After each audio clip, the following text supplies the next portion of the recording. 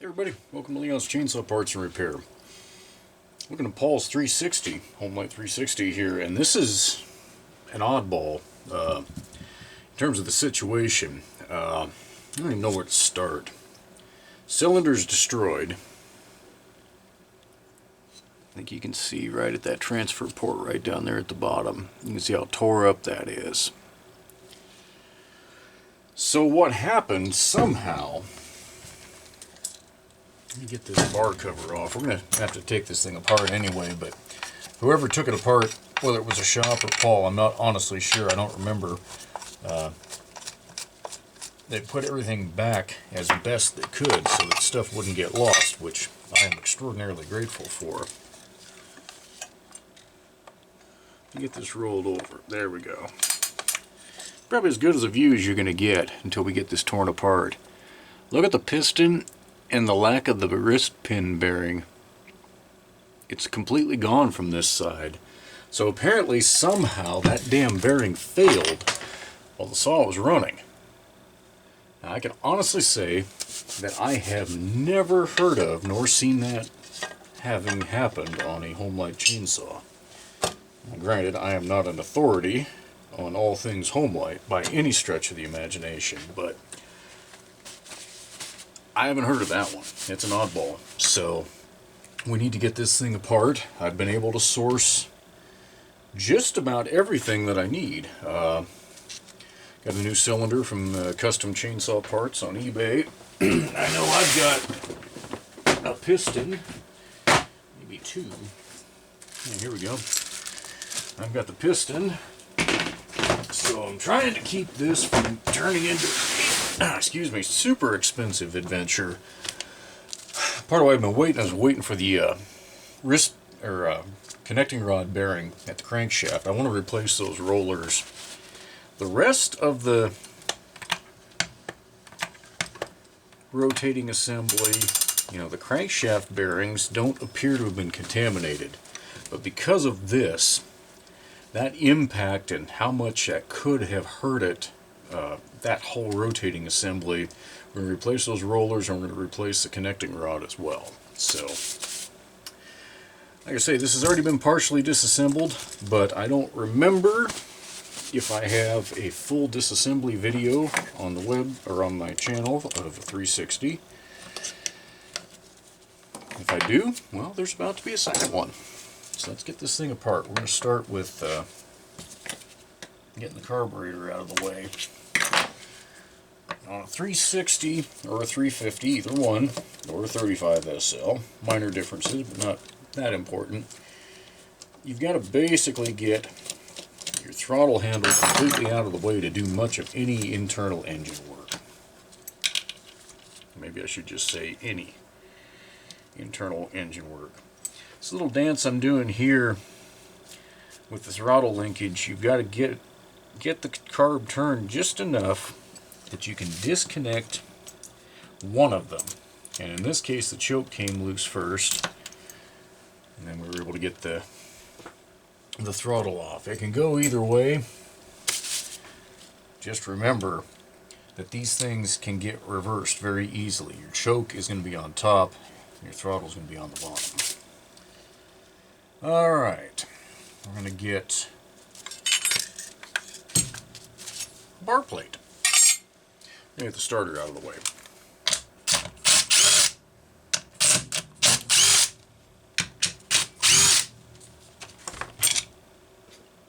That it is so odd to have half the engine missing like that. Alright, get some isolator bolts pulled.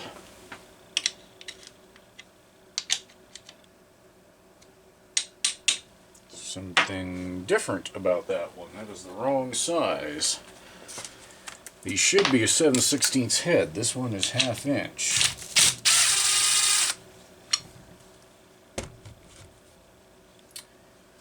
I do believe that is a custom built one because this boss got stripped out.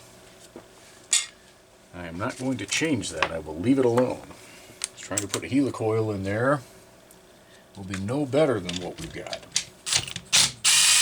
And since what we have is holding, I'm not going to screw with it. Just have to remember that. That one looks the same way.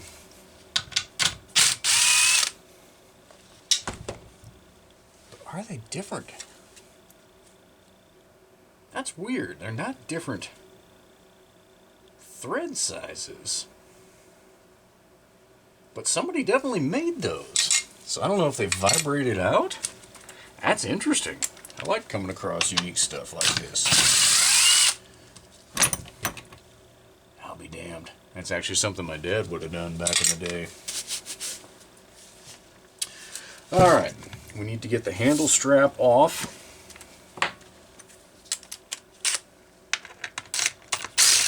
And this must come off before you can get the fuel tank off, because it's attached to the bottom of the fuel tank and back here. It creates a pretty solid platform, really.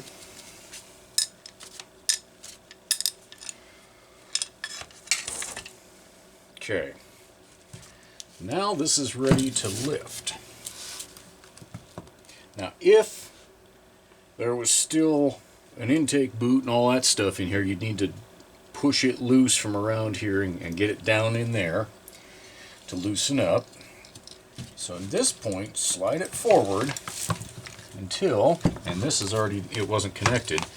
Normally your oil hose is going to be connected right down here, so you can only go so far before you get it disconnected. But because somebody's already been in here, I'm going to replace some of these isolator mounts. Wow! Woo! Holy moly. Worn out.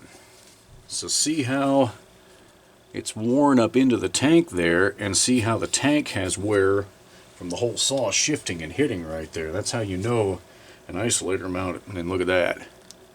Completely shot. I'll have to look at, yeah, this side is shot too. The upper ones may still be okay. Make that determination later.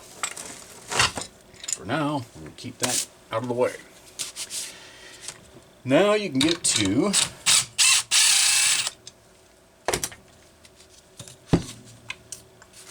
the cylinder shield.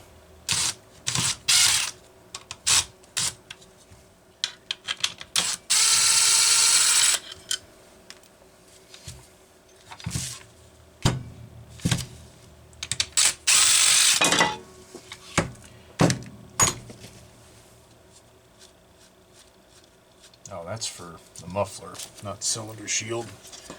Use your brain, dummy! I guess it's been too long since I've taken one of these apart. Alright, so there we are. Now, normally the cylinder would still be in place here, obviously. Alright.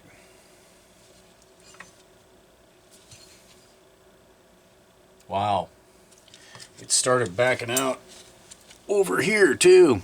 See that? Can't even imagine what caused that. I really haven't got a foggy clue.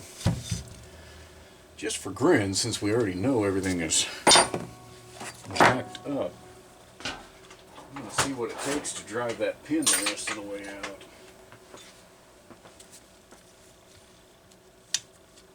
Or the bearing, one or the other.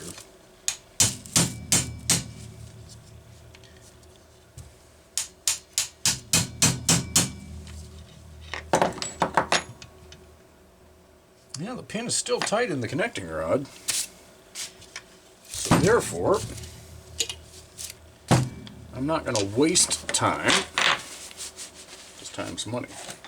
That whole assembly is getting pitched anyhow. So we'll take it out as an assembly.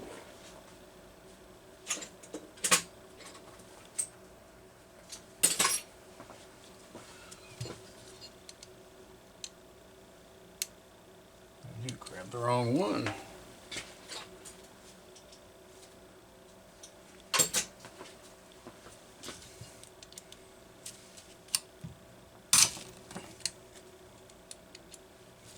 Okay. You were going to salvage this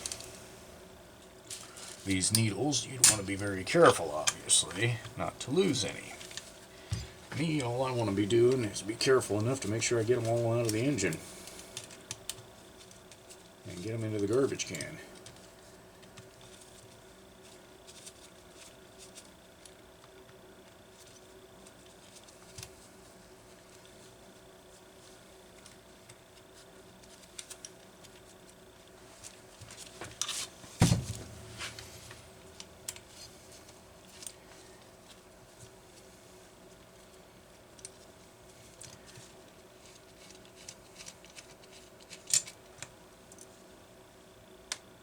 I don't see any signs of damage, but this is just a precaution.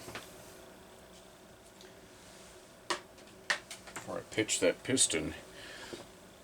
There's the up close look. That was obviously a rod or a needle from the bearing. 2 or 3 across there. See how it's pushed that bearing out. I have never seen anything like that. And I hope to God I never see anything like that again.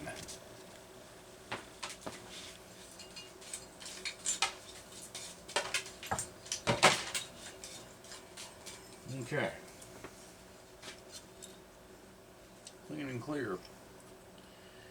So, what I'm going to do is spend some time cleaning this up. Anytime you have a failure like that, you can usually find a metallic debris like that in the transfer port, or the beginnings of it in the crankcase here. So I'm going to clean all this out and get it ready to go. Those bearings are smooth. It did not run long enough to contaminate them. Good and tight. Good and tight. So we're lucky there. That saves a little bit of time and effort. So like I say, I'll get that cleaned out and we'll come back for some assembly. Alright, I am not satisfied with my cleanup attempts. So, we're already here. We're going to split this crankcase. And I hadn't pre-loosened those clutch screws either. That's how loose they were. This thing would have gone, yeah. I think this had been off previously. This thing would have gone flying with one rev. All across the garage and then exploded. And those are the hard to find. Clutch shoes. Okay, that's a 3/8, I think.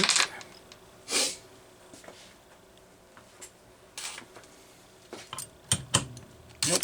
Yeah, 7/16. Should have known better.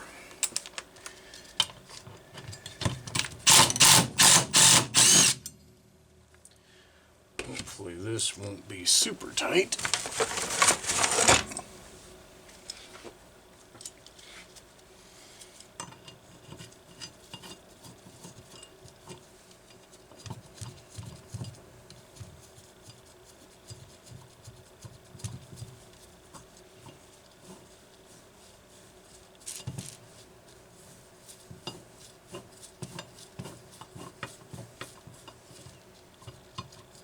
Not sure how much time it saves,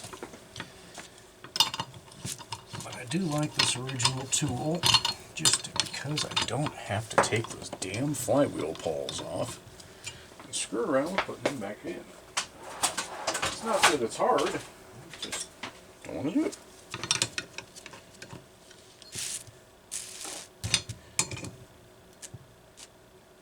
So that hasn't been off. Aha! Very good.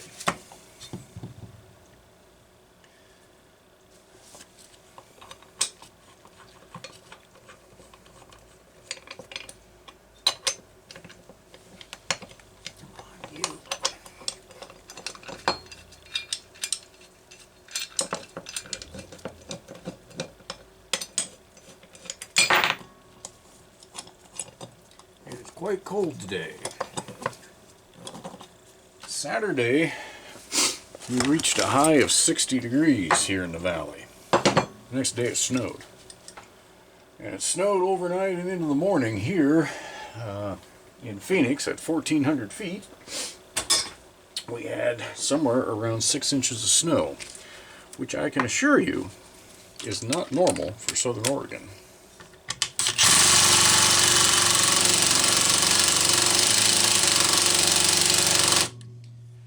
Wow.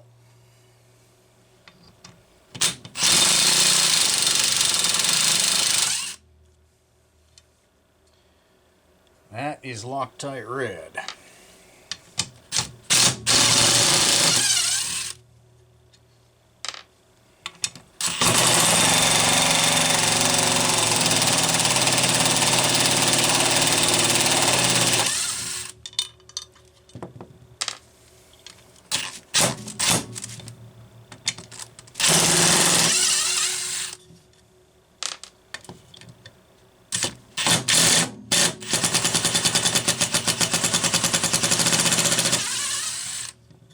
Sheesh.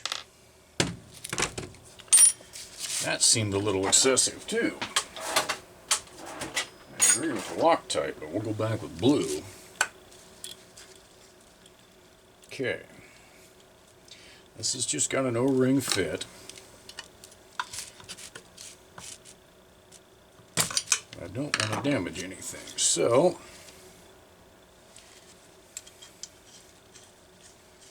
we'll just give it a little tap, tap, taparoo.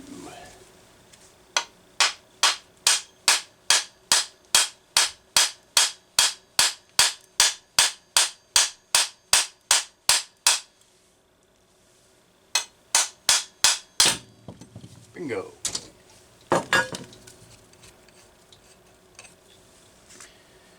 All right. And that is why, yeah, I wasn't satisfied. There were still areas for debris to be hiding that I could not reach.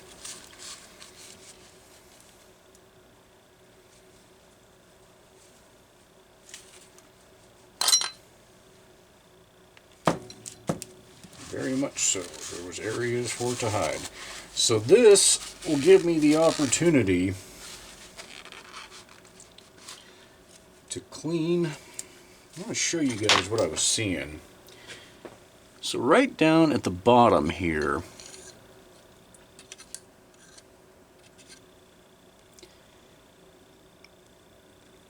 I think that's a piece of molten aluminum from the piston that had actually embedded itself in the journal throw down here, the relief that's milled. So that's why I felt I had to take this apart so that I could go through this with a fine-tooth comb.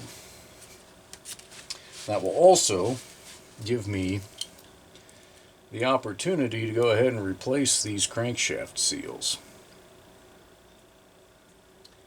which is exactly what I'm going to do.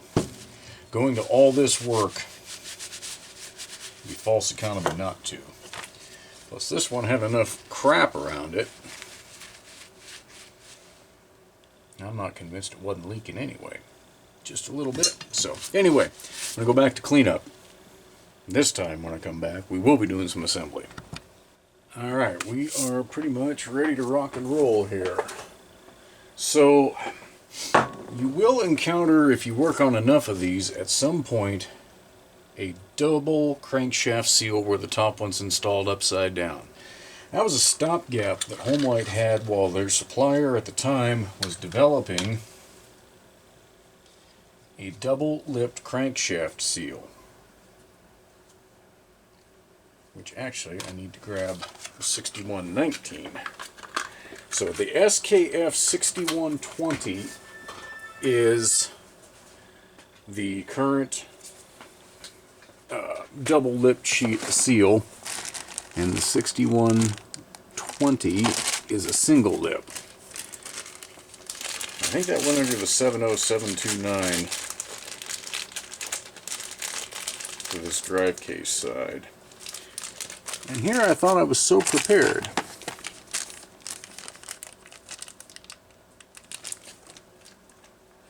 I thought I had grabbed everything that I needed before firing that camera up again. That is, as they say, what I get for thinking. There we go.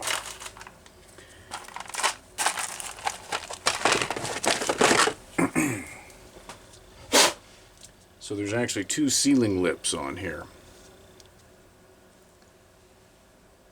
And I'm never going to get that to focus. But that's why they installed one in straight and then one upside down, was to have a double-lipped seal here. And I don't know why that was different on these 350s and 360s, but it was. So some housekeeping notes or function notes, whatever you want to call it. Your automatic oil pump is right here. It's gear driven off the crankshaft. Right there is the back of that oil pump, the plunger. You've got your worm gear that slips in there, and when your crankshaft is installed and everything is meshed together, it's going to be like that. It's not slipped in all the way, and I don't want to yet. I want to lube everything up. But when it's all assembled, your inner sprocket washer is what's riding on that. So you're tightening this worm gear against a step in the crankshaft, I believe. Yes. You're going to end up tightening it against that step in the crankshaft. So your bearing rides there. Clutch, your inner sprocket washer, your clutch race, and then the clutch out here. So it sandwiches it all together, forcing this solid against the crankshaft. Now, in theory, that is going to tighten down enough that it won't leak much. But when you're pressure testing, it is normal to get some very minor bubbles around here, because the crankshaft seal rides on this worm. So, when you're looking at one and you're trying to see, oh, why won't that worm come out? Well, until you've got the crankshaft seal out, that worm is not coming out. So, that's just some housekeeping notes on that. So, I think we're going to go ahead and install a seal right now, because it's easier.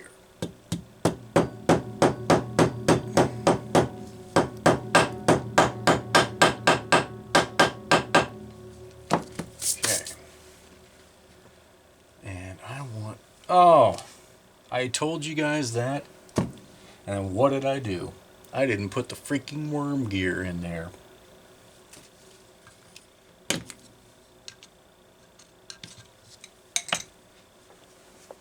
Not reusing that seal. That was real smart. That's what happens when your mouth and your brain aren't connected as well as they should be. Ah, dummy, dummy, dummy. Let's try that again.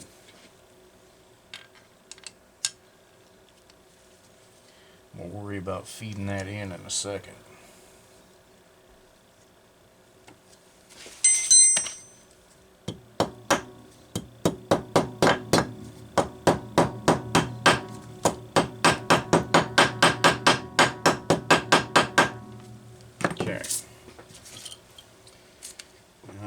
Nice and pre-lubed, but not messy pre-lubed.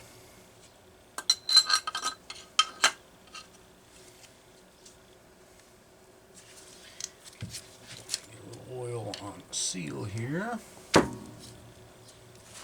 Get that bad boy installed.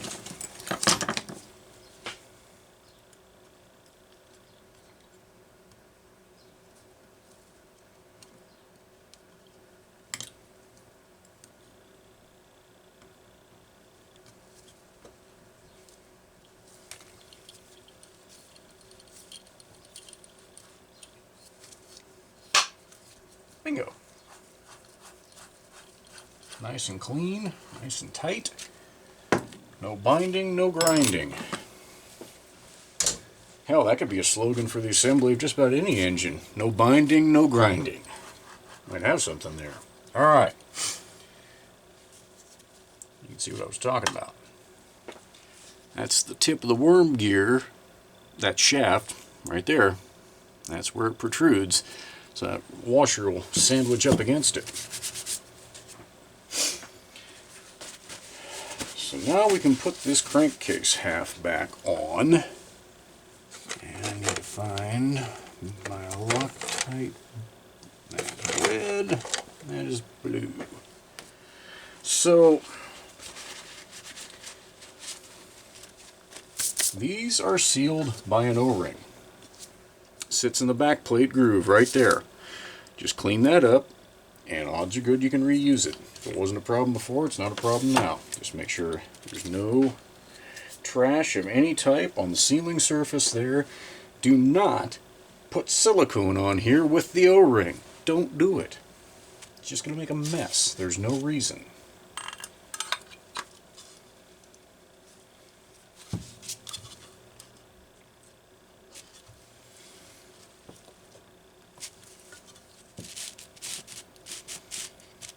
You want to fight me, do you?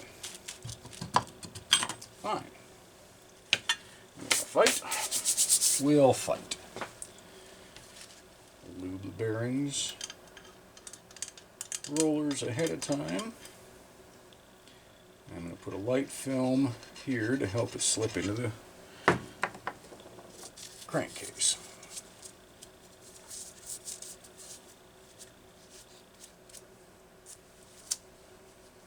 Okay, that should do the trick.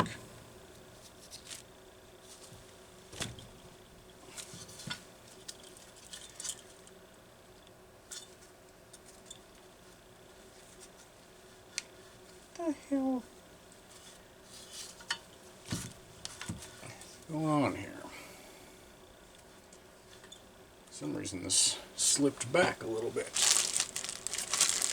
I don't like it. Should go back where you belong.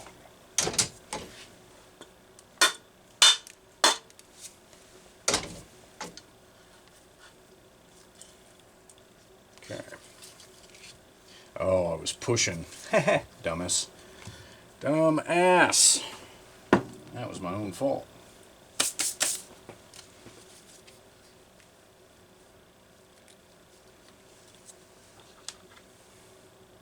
Again, I agree that some Loctite on these is important, but some blue will do. And it doesn't need to be an obscene amount.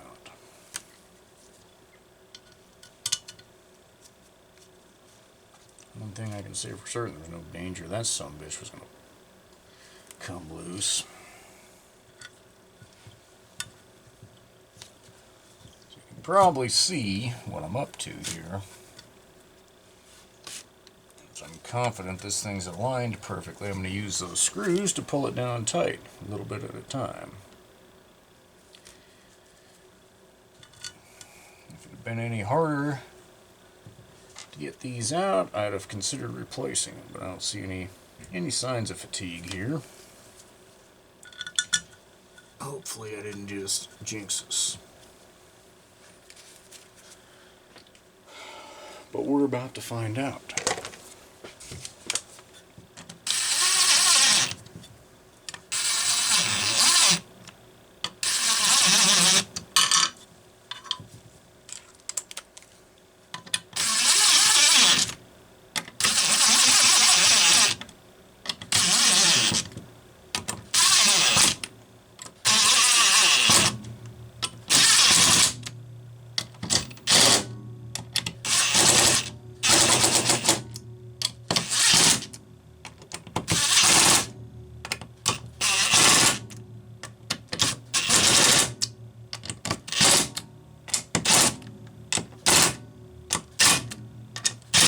Okay. Booyah. And we still have a nice quiet rotating assembly.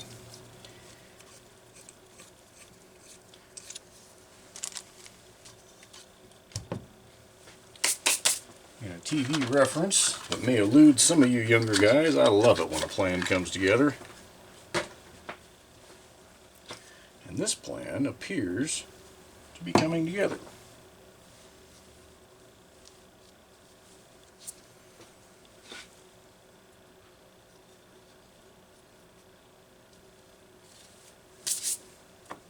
Now, does this tool? It does. Hallelujah.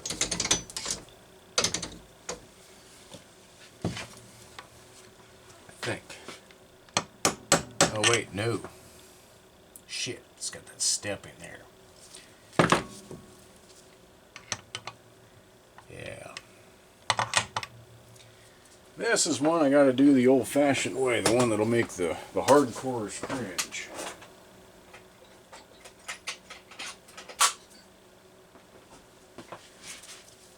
But I've been doing it for years. The key is you gotta get one side started and have it stay. Ah, God damn it. While the other side starts, without it staying too much. You know what I mean.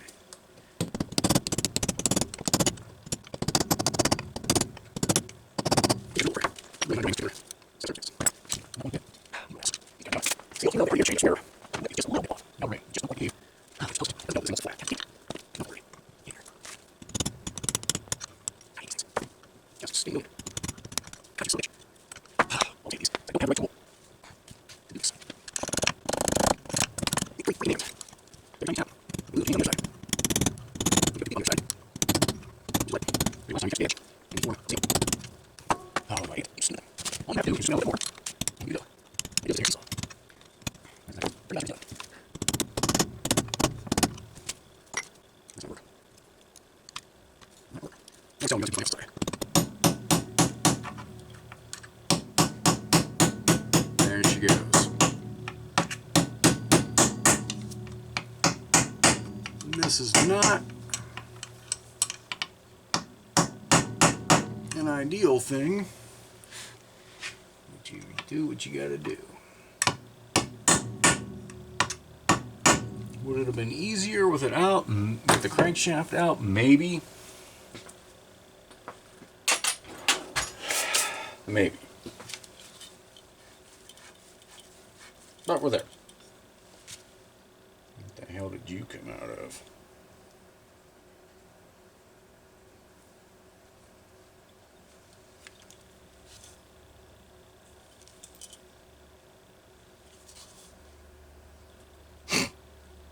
I have no idea where that screw came from or why it's sitting there. Okay. That's interesting. I'm not going to lose a bunch of sleep over it. Alright. Now,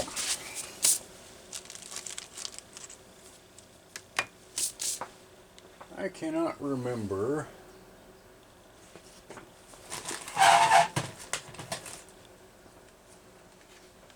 no. You know, I bought this tool and I haven't been able to use it once.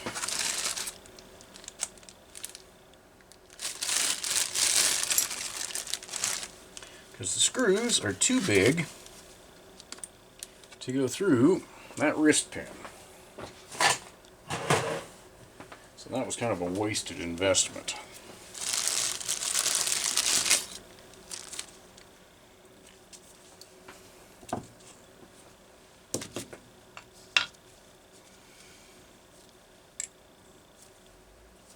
So see how the pin moves in and out of the bearings. This style, you're pressing it into the connecting rod. And that's what holds it in place. Or in this case,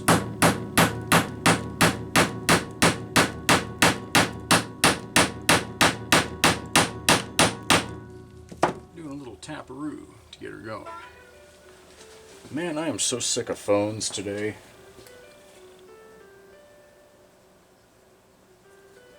And of course you can't operate a fucking phone through a glove. God, I hate phones. This, folks, is exactly why I don't take phone calls for this business.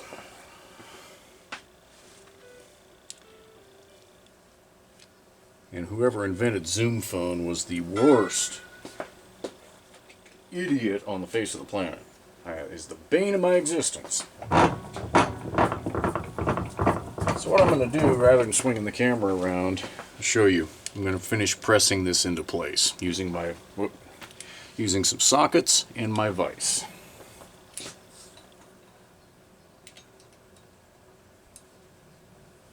At least I think I am. There it is. Fairly unique by Homelite standards. The more modern Steels and Huskies and all that stuff, I think that's long been the standard, but not on these old things. And because of that installation method, that's why I don't want to wait and put the piston on last, even though it would be easier to get everything installed here. That is not, in the grand scheme of things, easiest. Because, well, I could have kept going with that 2x4. God damn. I need those tight enough. Could have kept going with the 2x4. I didn't want to sit there and hammer on it forever and a day. Pressing it is definitely the preferred method. Now, you can make that easier, of course, by heating the rod and freezing the piston pin. So that's certainly an option you have. That requires a little more planning ahead than what I did here. And I don't believe you're doing any damage to it by pressing it in at ambient temperature. So, okay. So we want, let me see. Yeah, we want it like that. So you want the anti-rotation pins to be facing up when you get done. You don't want it anywhere near the muffler port. So, I'm going to mark the cap here so that it's a little easier to keep the thing clocked. Because they fracture this. This is a solid piece and then they fracture it. So there's only one way it'll fit together and not bind. I wonder if I might get lucky here. Depends on how these have been treated through the decades. And whether I can get into the damn package without making a mess. Oh. So there's something to be said for a new set that looks like that. Normally, when you got whatever this is, 30 or 28, I can't remember, you've got to coat the cap, the rod side, with a very liberal amount of grease, and then put each individual needle in there and hope to God you don't bang anything on assembly. And you actually get pretty good at it when you've done it a few times. But when they're still held together on the paper by the beeswax, makes this a hell of a lot easier. And that is what I've been told that substance is.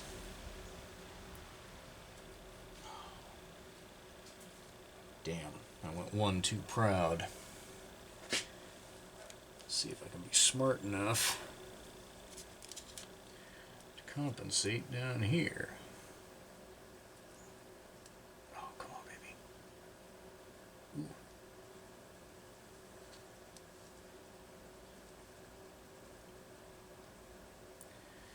Looks good.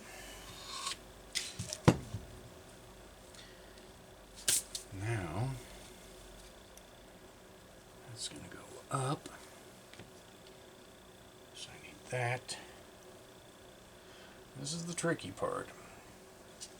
And those aren't staying in place real well, so I'm not horribly impressed here. Damn it.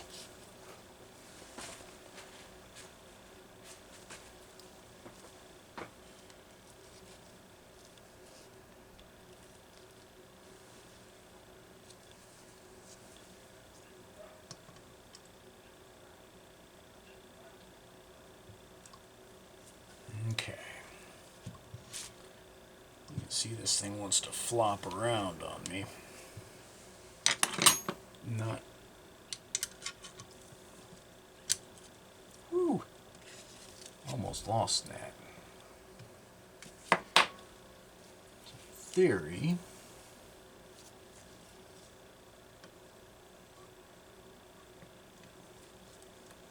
God, that angle is wrong. Angle's all wrong. God damn it, you rotated too much. This is not going to go well.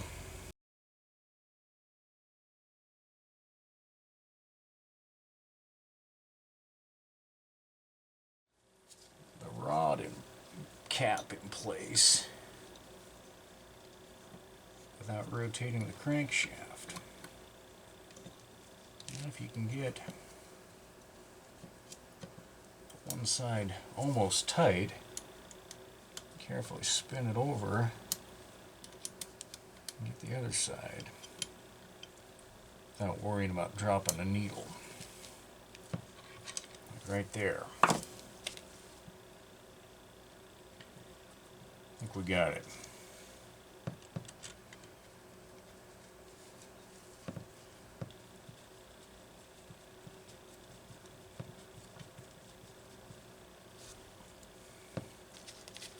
Yeah, we got it.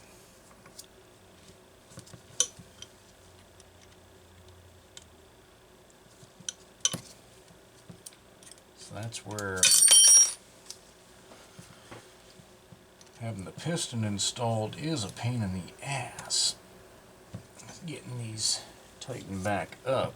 The final tight's easy, but you don't want to make little quarter turns with the short end here if you don't have to. So one of these ball end ones, Allen keys, will usually get you there.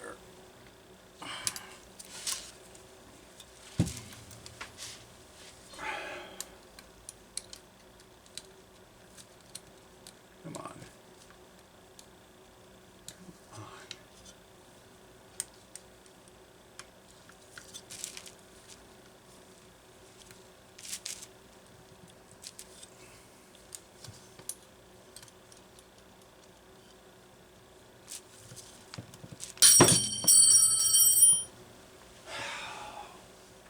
Naturally, this one had to align just so.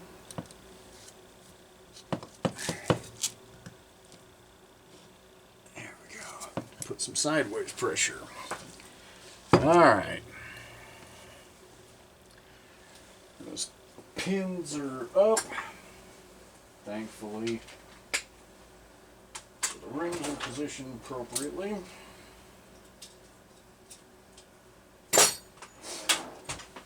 I think when I get this part together, it might be break time. So why did I leave these in when it meant I had to be careful working around the piston? Well, because there's nuts inserted back there, and I don't want them shifting all over the place and getting out of alignment.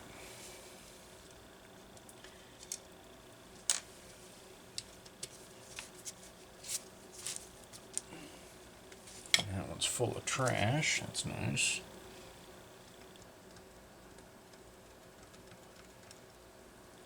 Helpful.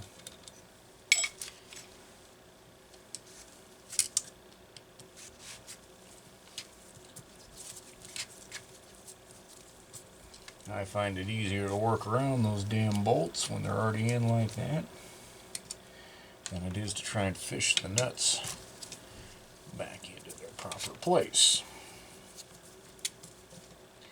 But it is a risk.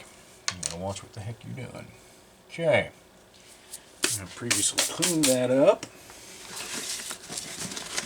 Now it's time for a new cylinder.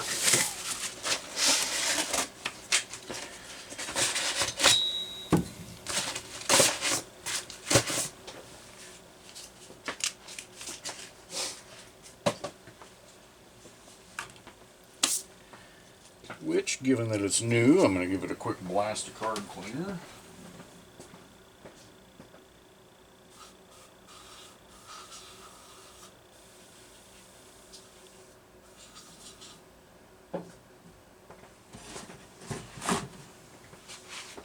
Even though the only residue in that box is paper,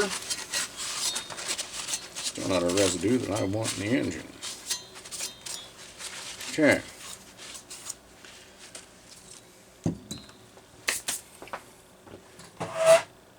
One side effect of doing this is I don't have any old intake boot to clean off of there. But they didn't install a grommet. I have to do that. That's okay.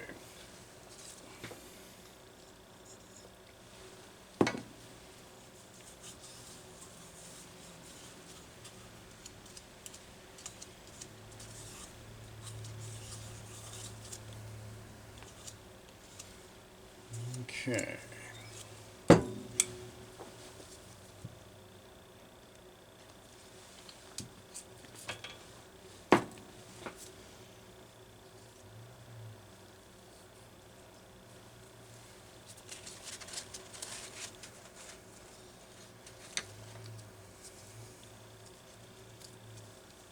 Okay. Now you might be wondering, where's the gasket? There isn't one. RTV. This is the one place you want to use your moto seal, or whatever your personal preference is. I swear by this stuff. I've had great luck with it.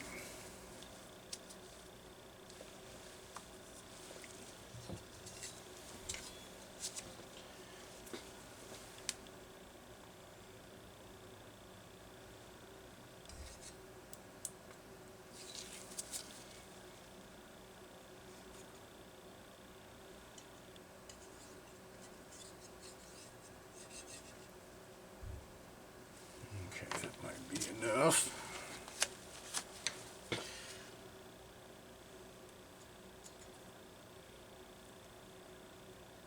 So remember, whatever you use, nice thin coat is better than a big mess. You compress this onto the engine. You don't want to be filling the transfer ports with sealer.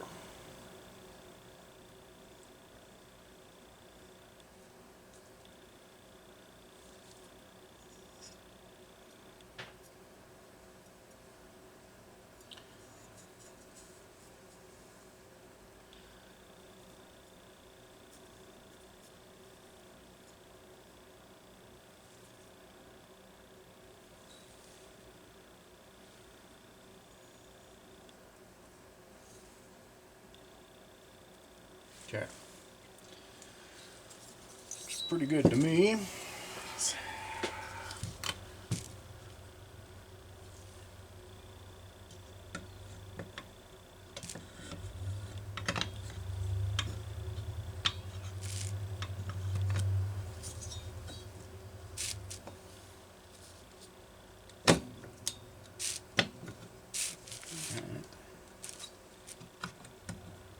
Might have slipped.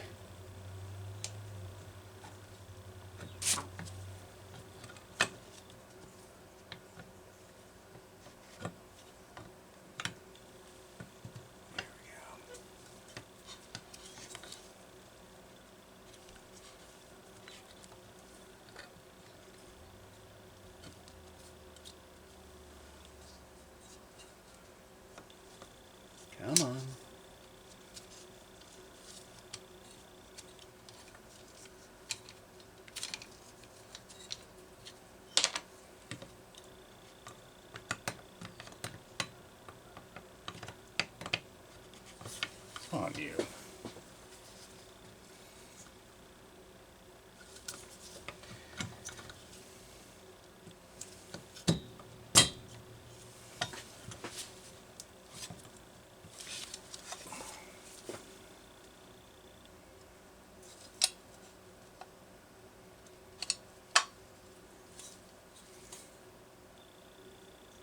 it's bent.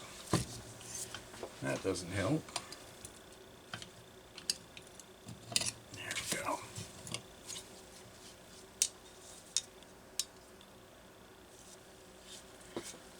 we go. Okay. Well, that was a long road to get to here.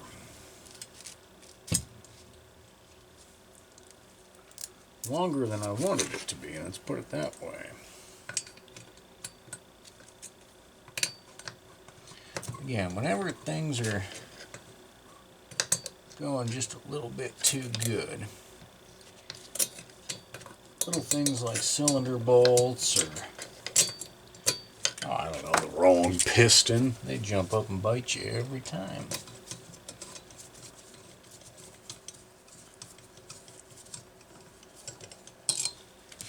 Boy, did that one jump up and bite me.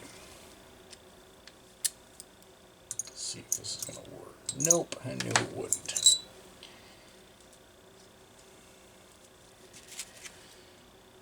Alright, you little shit. Yeah, you're not going to let me cheat that one. So we'll have to fish it through.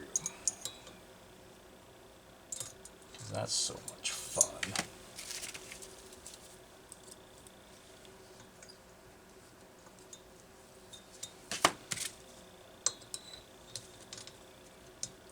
Oh yeah, like I say, it's the little stupid shit. Likes to pop up and bite you just when you think you got stuff pretty well nailed. Yeah, see what I mean?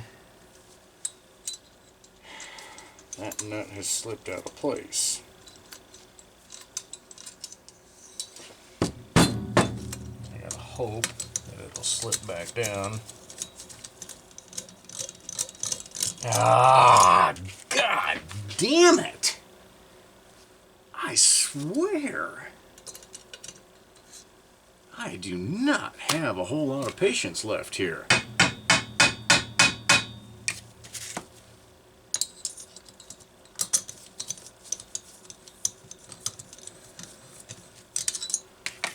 Son of a gun.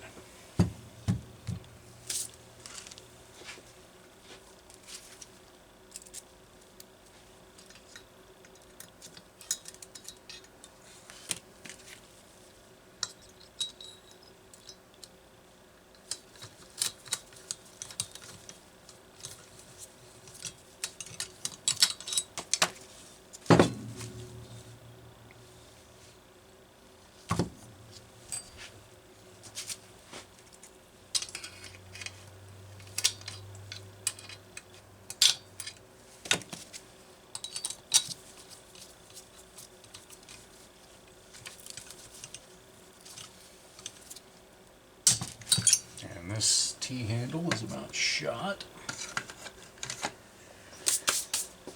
Not extraordinarily helpful. So I guess we'll do what I don't like doing and use one of these ball ends. It's not stripped yet.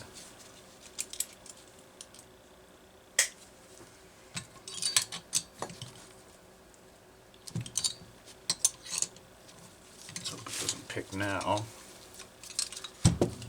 Fail.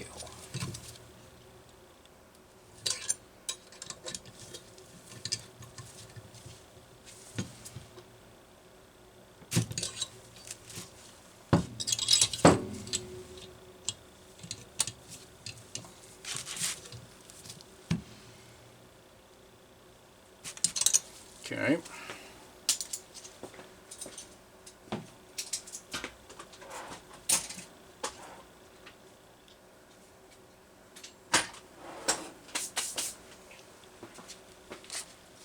Alright, we got the rotating assembly, nice and tight. Man, listen to that exhaust.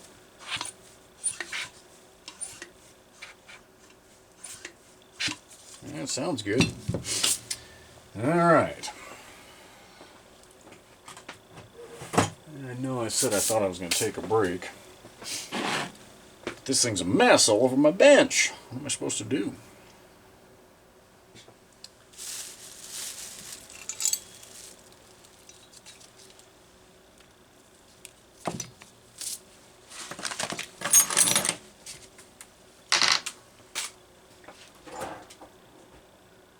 Can't run it today, though. That's one thing I cannot do.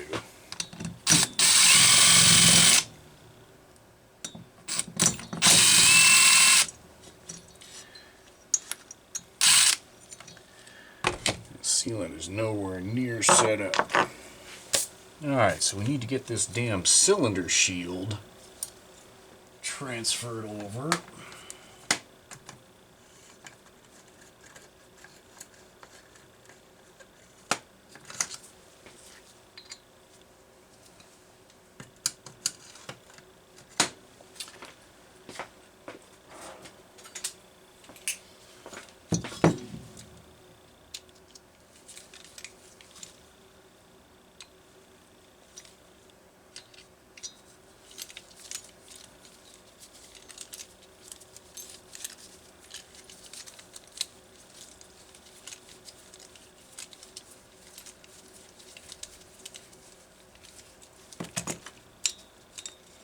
I think there's 3 different designs on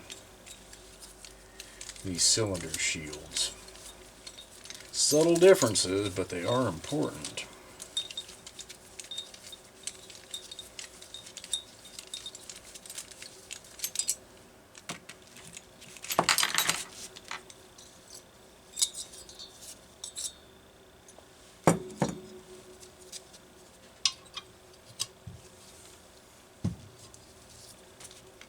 And that's some of the differences in the cylinders too. If you get the wrong cylinder, the fin isn't going to be drilled to take this little dipstick bracket.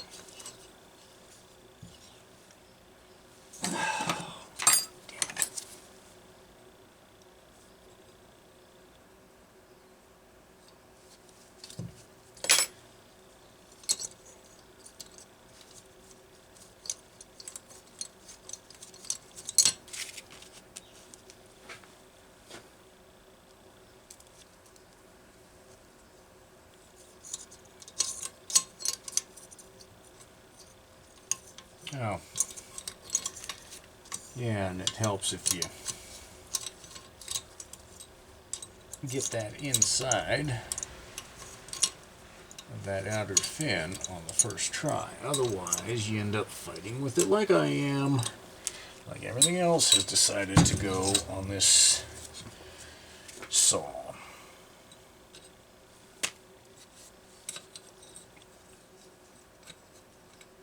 Guess I could have transferred some of this over before installing the cylinder, but oh well.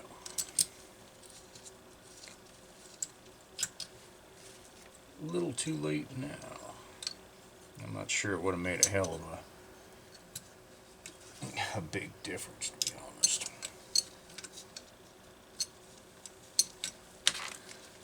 Okay, this is oversized. You can adjust this to fit. So I'm not going to tighten these down all the way. It's enough that they're not in the way. At least I think. I'm going to look at this. Make sure I'm not screwing myself.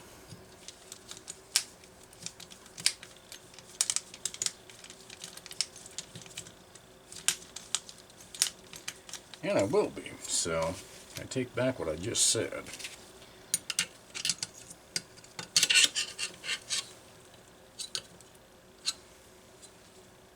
I'll install them all the way up.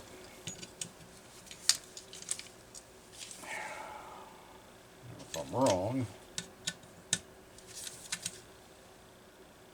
that cylinder shield won't fit properly. So that's something to look forward to.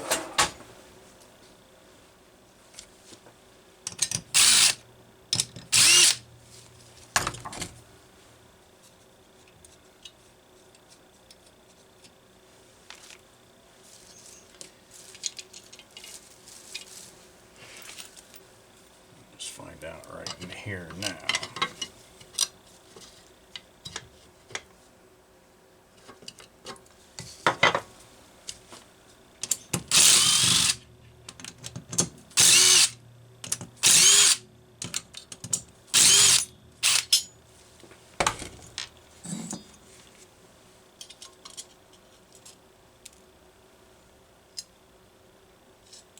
Okay, that did have all the gaskets on it. That is in my way. What the hell am I doing? The heck out of my way, dude.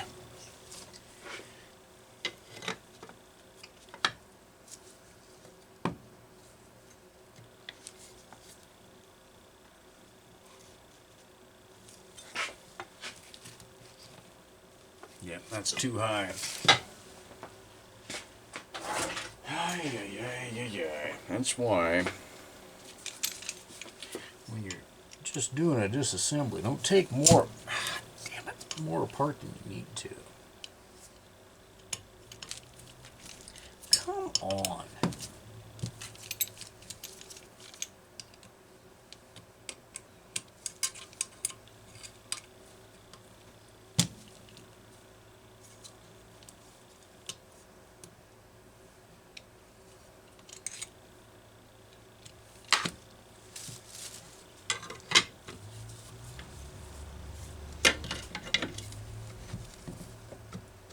There we go.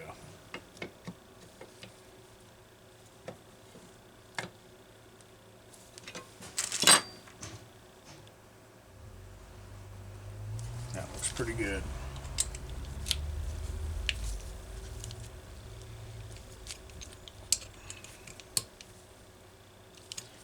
Next thing to take a peek at .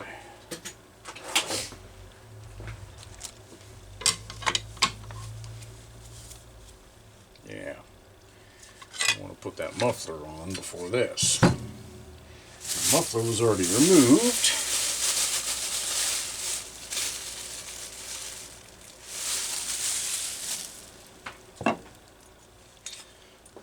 Gasket and screws are here. So this is really beautiful, honestly. The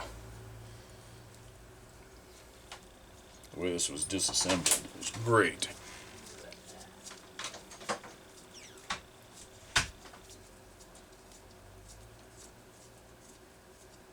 No parts missing so far. That's awesome.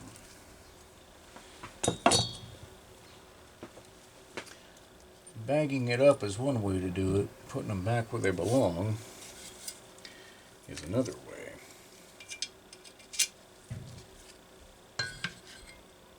Oh, man.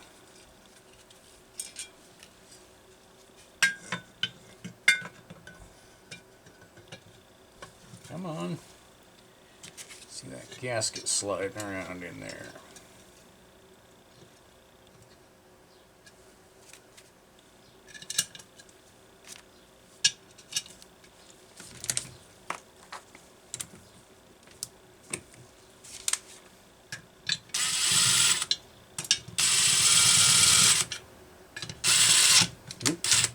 Don't want that tight yet. That's what that other screw was. An upper right there.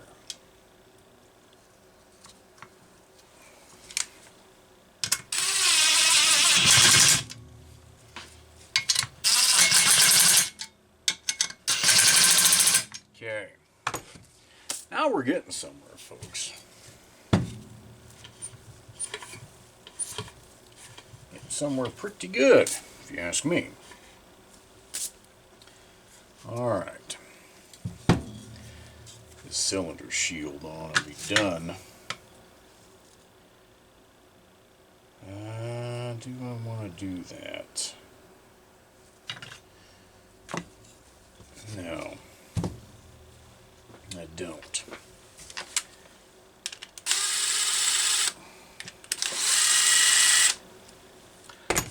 So when you're taking stuff apart, you want to take apart as little as possible and do it in a way that makes sense.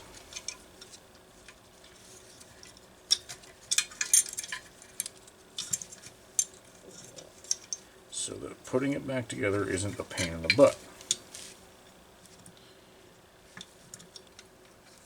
So this is, you can replace or mount that transformer receptacle without having the cylinder shield off. It's not very much fun.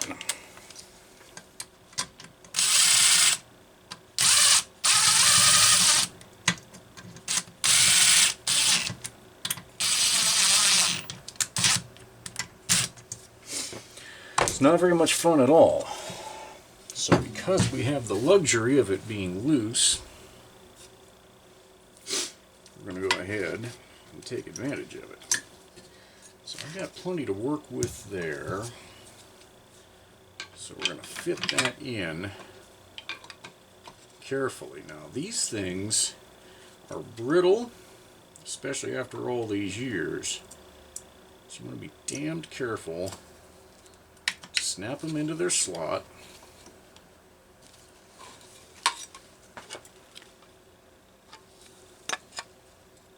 And not tweak it if you can avoid it. And a reminder, the left side has the ground tab, the right side should be completely isolated. One of my old videos, the guy had installed a ground tab on both. And boy, did I play hell figuring that one out. That threw me for a loop for a while. Why the heck it didn't have spark when all the components tested good. Okay, I'm trying to get this kill switch lead attached. There we go. That is hard to get to with this installed. So again, I'm trying to take advantage things that are not in the way at the moment. Okay. Some of these screws are almost impossible to get to once it's fully installed. So if you forget one, shit, you may pay the price for it.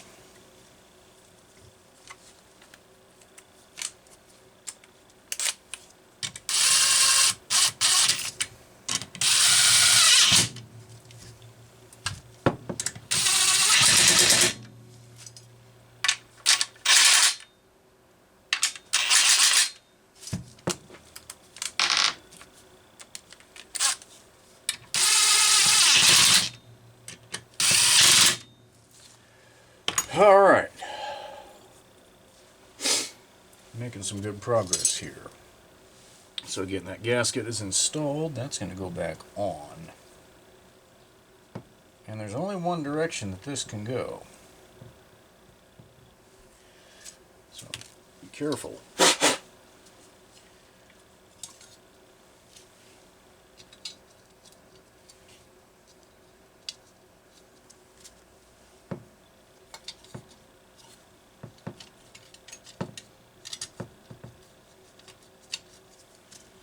This is going to end up being a long video.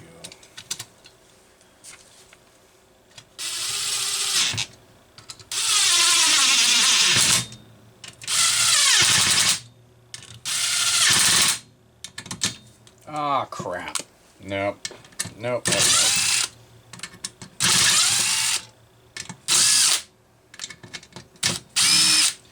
Use my brain here.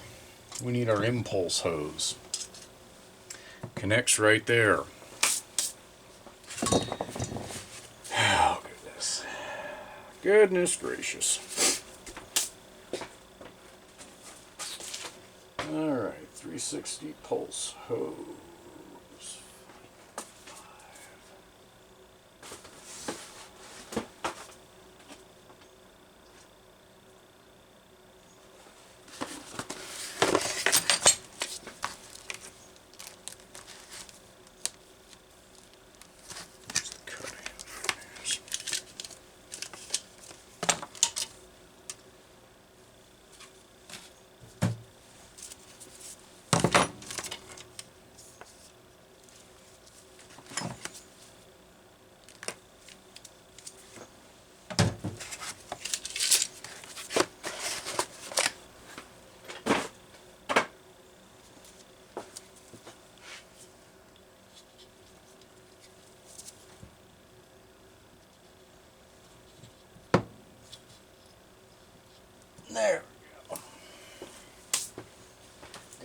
grommet that was missing.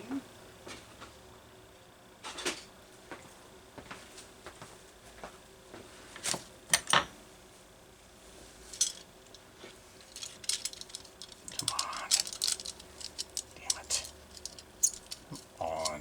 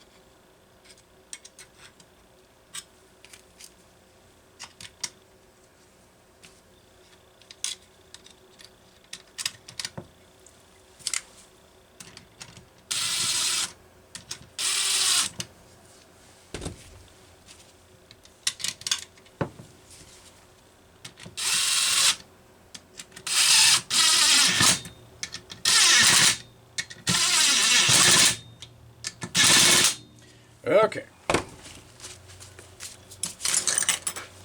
That's a little better.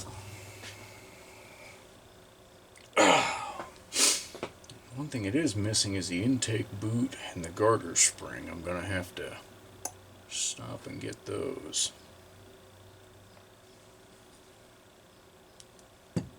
Yeah, this is as good a place as a break for any.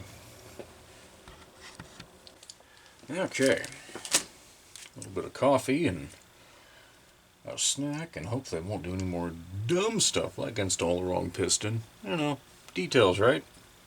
So let's get this intake boot in place. I have played with a million different ways of doing this, and I think the easiest really is to put the spring on first and just lubricate the boot a little bit, get it started, and work it into place. Trick is not slipping the spring off. So you got to keep things pretty straight. But see how that's on. That went right down. The spring's holding it. Life is good.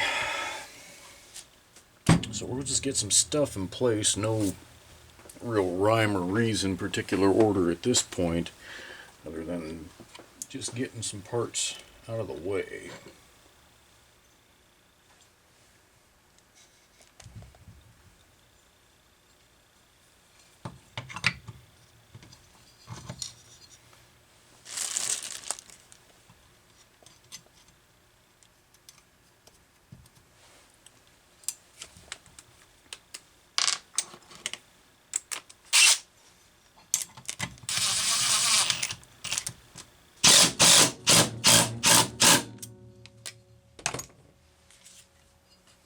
Set our coil gap here. Oh. There we go.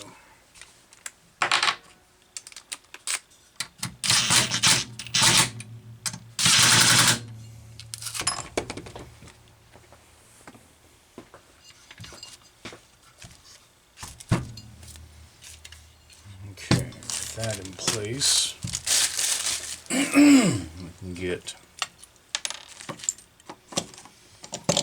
the clutch back on. Need a new rim, that's nice and worn out.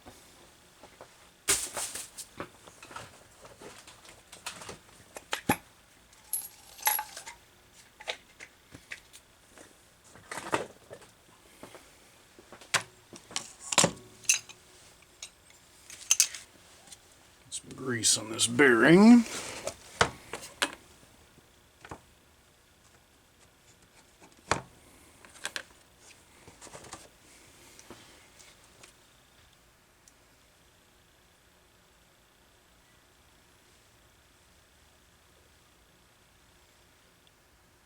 These can be one of the more overlooked service items on a saw. In theory, enough chain oil gets in here to keep it going, but when you've got it apart, it's great practice to go ahead and get a nice... Alright, I'm not sure exactly where I lost you guys, but I noticed this thing out of memory. Whoops, that means I've really talked too long. So, before we put this thing back together, where the hell is my... Things have moved. This plastic barb for the oil. See how it's got a crack running up through there? It's going to leak. It's going to leak oil and it's going to leak air. So when it's not running, it's going to sit there and slowly drain the oil tank and make a big ass mess underneath it. And when it is running, the oil output is going to be weak or minimal because the pump is going to suck as much air as it is oil. Now normally I've used JB Weld around here, but it's been so long since I've done one of these and wanting to try the Moto Seal, and I think it's going to work just fine. So the key, of course, is get it cleaned up and get all the oil and grease out of there, which I have done. And I'm sealing all the way around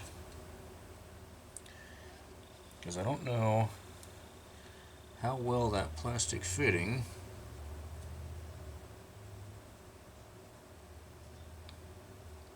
seals on the inside. There's a steel insert.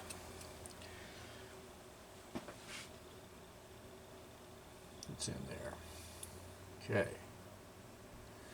That ought to be good enough. The trick is, I want to be careful not to rotate that too much when I'm hooking that oil pickup hose up.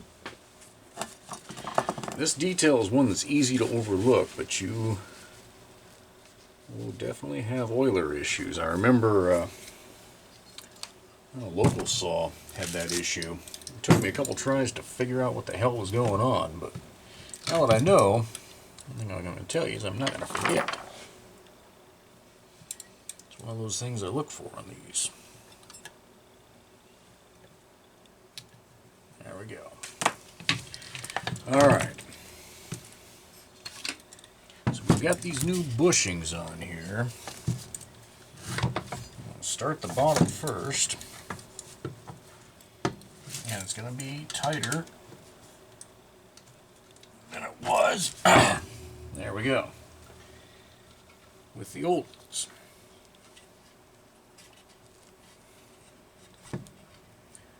Oh.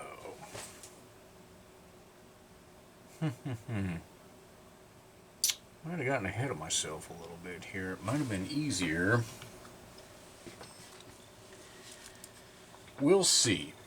Let's see if we can get this carburetor boot to come up without causing any problems. Normally I take this inner adapter out and install it first, but to be honest, this is working just as well, so I might have a new theory on how the hell I'm going to do that. Maybe you can teach an old dog new tricks. Oh, but what I didn't do, poo. That's the carburetor hose. That's why I normally take that out. Okay. I'm telling you, it's been a while since I've done one of these. Long enough, I'm making some mistakes that I shouldn't make. Alright.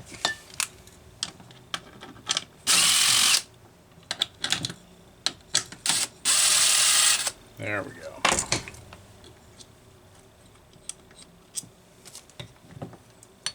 And this will be obvious in a minute why we want to do it this way. Okay. So on the side of this, you're supposed to feed that carburetor pulse hose up through there.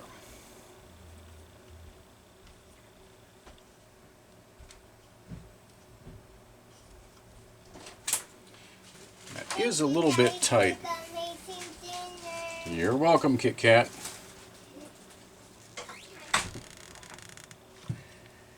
I don't know if it was truly amazing or if she's just sucking up. Either way, I'll take it. Some homemade corned beef hash. And it was good. Alright. Almost there. Get this reinstalled.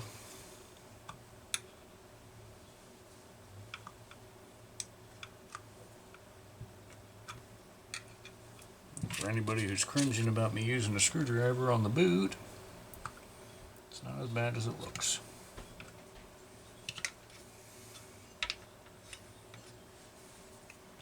Now, one thing you want to do is be careful to not pull on the hose to the point where you rip it off of the engine. That would be a problem.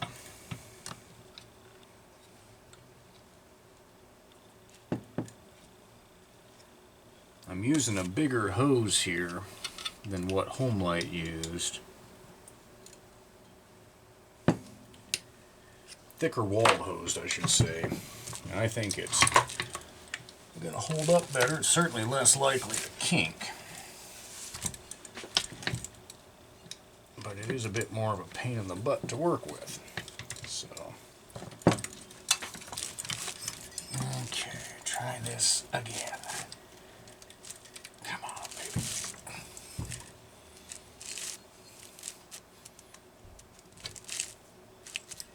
Come on! Damn it. Got you last time.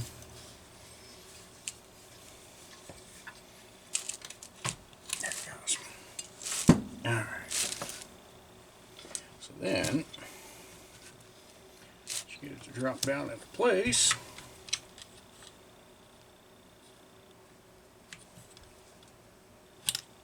There she goes.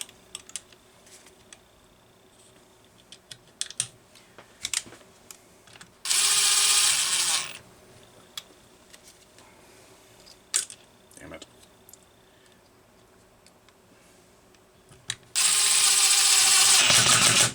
Perfect. That's how we like it. Open the engine, that's all that matters. Okay. Now that's one of the bigger ones that was engineered for down there.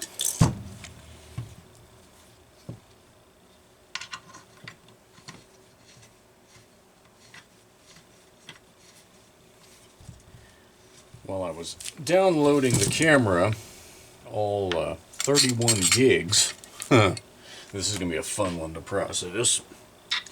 While I was downloading it, I took the time off camera to go ahead and go through the carburetor and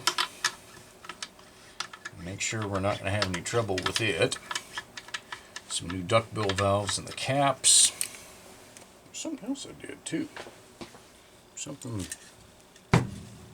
related to what we're working on, and now I can't remember what the hell it was.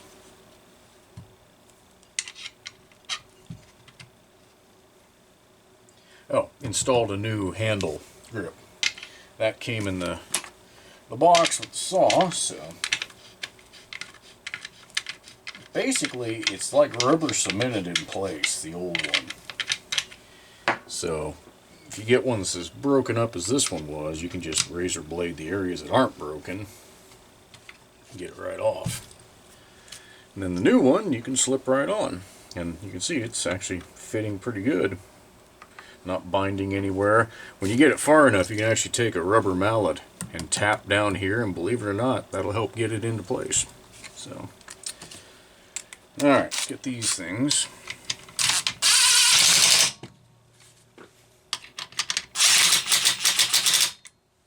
Oh, I remember what the other thing was. There are two crankcase bumpers. There's the one right there, and there's one up here. This one I find missing an awful lot, and this one was missing, so I installed that. So that when the saw flexes, there's a bump stop of sorts there.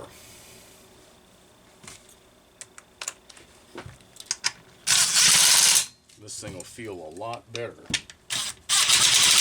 in the way of engine vibrations, or lack thereof at this point, with any luck. Alright. Oh yeah, well, that feels nice. Let's go ahead. We'll put that handle strap back on. Remember, your heat shield goes right underneath.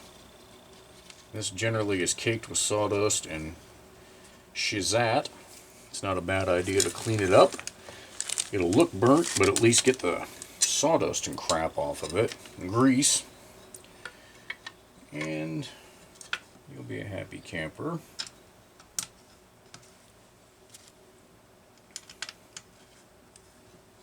There's a square nut that's captured in the handle by the handle grip that this feeds into. If you're having trouble getting it to start, you may have to wiggle it around and try aligning it.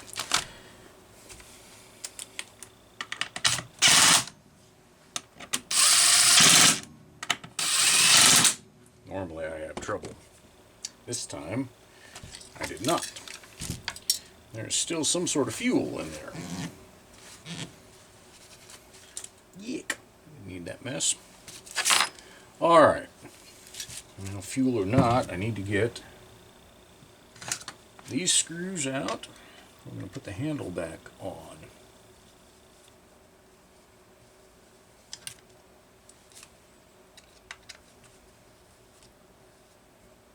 Come on.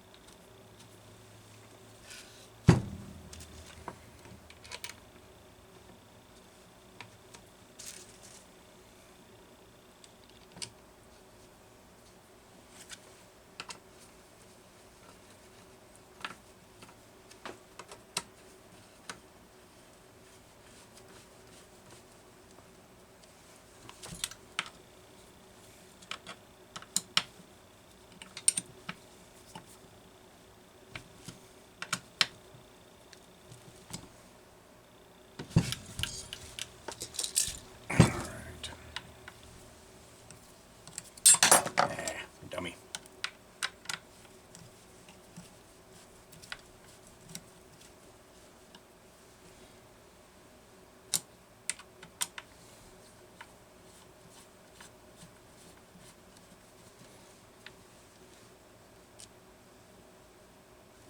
Okay. She is starting to look like a saw, if I do say so. Let's go ahead and we'll get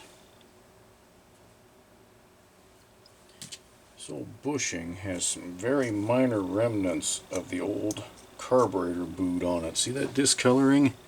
Use the wire wheel on the bench grinder.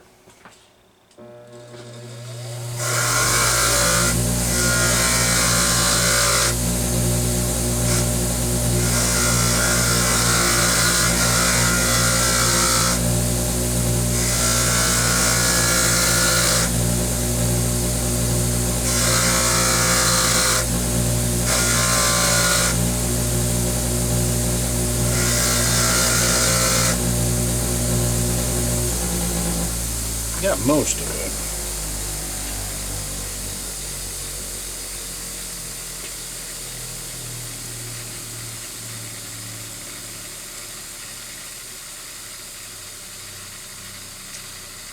Just don't want to give this thing an opportunity to leak air anywhere if I can avoid it.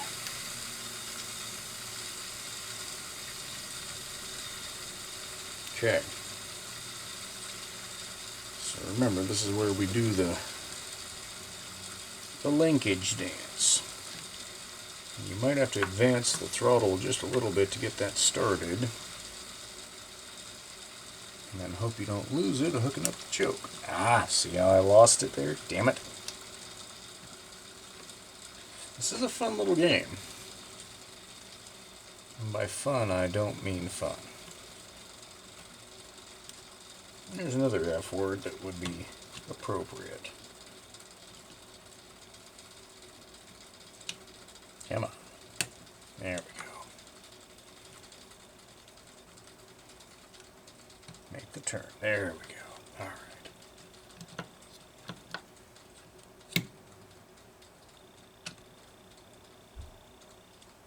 Looking pretty good.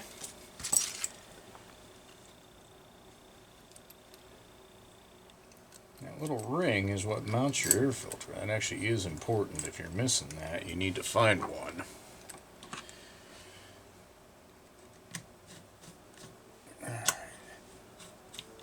Another tip is when you take your carb out, try not to move the high-low grommet on the needles. If you don't move it, leave it where it is, the carb will drop right down like this and you won't have any trouble getting it to line up. Which is a plus. I don't know about you, but I don't need any more hassle in my life. You can avoid some, avoid it. Okay. Trim a little off of that.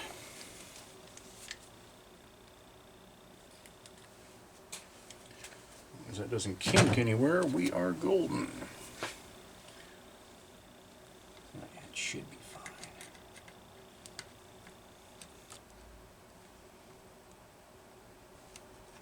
Let's see, this is thicker hose than what Homelite used, but I found with the Tygon, it's not a bad thing if you get it routed right. There we go.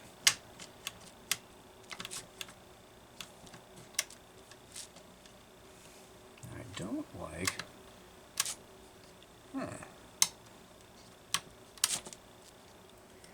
choke linkage almost acts bent. It's not opening all the way. I'm going to make a minor adjustment to that.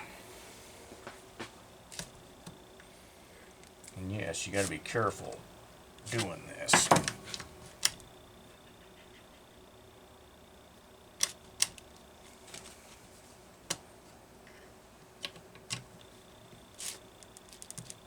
But you don't screw something up royally. There we go.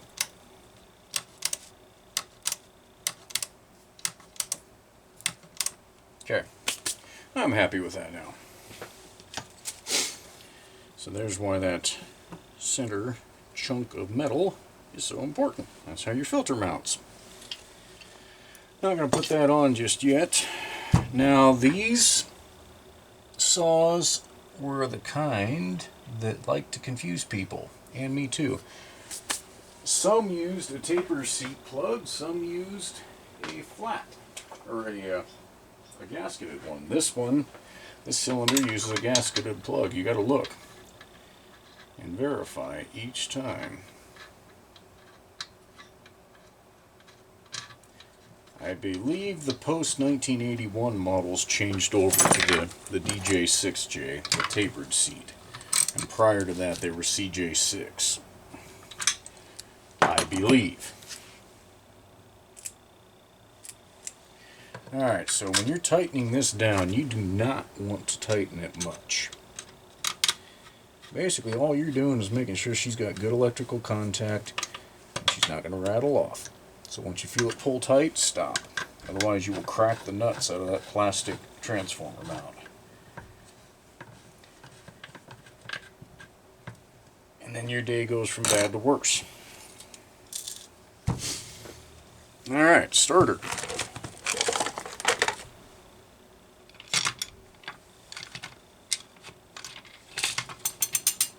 Which is partially covered in oil still.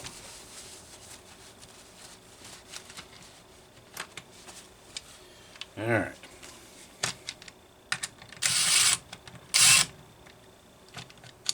Now what the hell are you doing?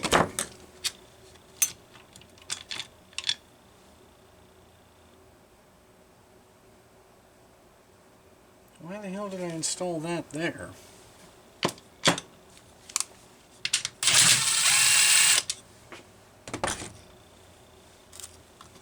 Weird. That was a bit of a mistake.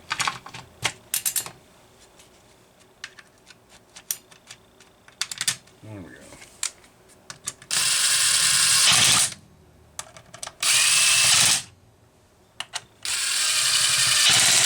Okay. Now, even though on video this is going to seem like it's less than an hour apart, in reality it's quite some time. So I'm going to give it a little prime just to see if she'll pop. I'm not going to fuel it up and run it tonight. I do still want to give that crankcase a little more time to set up because it's cold.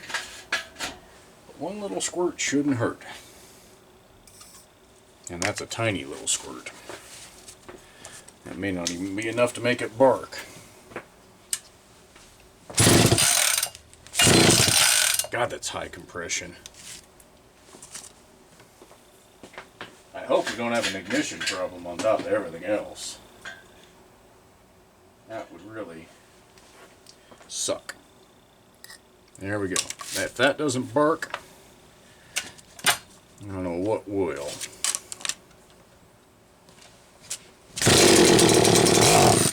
Okay. Good enough. This compression on that new piston, holy crap.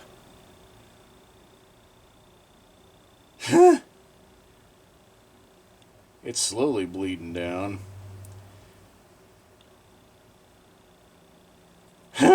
This is amazing. Check it out. That's amazing. Alright.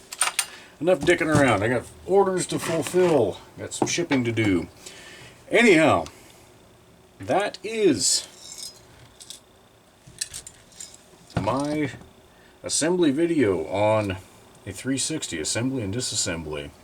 It's just, I can't think of what we didn't do that we might have to do at some point. That was pretty much it. So, yeah, long video. Hope it helps.